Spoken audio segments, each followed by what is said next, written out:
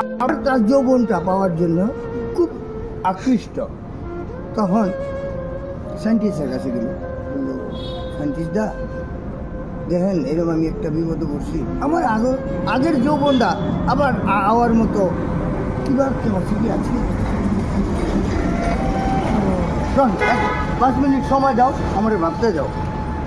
আচ্ছা, এইভাবে 5 মিনিট ক্রমান্বয়ে আসলো, আসার সঙ্গে সঙ্গে আবার বললো কি আমার কথাটা চিন্তা করলে, শুনো এটা একটা ট্যাবলেট আছে, তুমি একটা ট্যাবলেট ইউজ করবা 25 বছর কমবে।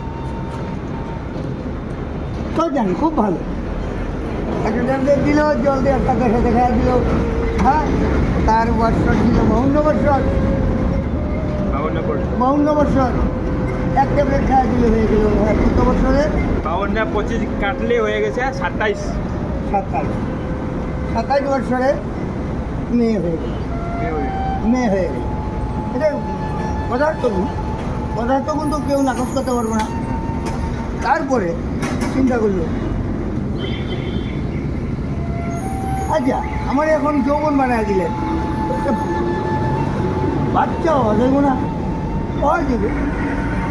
এখন বাচ্চা কত তার 27। তারপরে আরেকটা ট্যাবলেট ব্যবহার করে, আরেকটা ট্যাবলেট ব্যবহার করে 2 বছর। হ্যাঁ, ওরে করতেছে। হ্যাঁ, তার স্বামী বাড়ি তাই ওগো তুমি কোথায়? করে হ্যাঁ আমি এই জায়গায় কি কয় তুমি যে কি আমার অদ্ভুত কাহিনী দেখাইতেছ। হ্যাঁ, কথাবার্তা ঠিকই আছে, কথা ঠিকই কইতেছে, কিন্তু বাচ্চা হয়ে গেছে।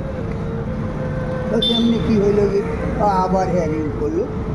হ্যাঁ, ওইটা শুনলে তার স্বামী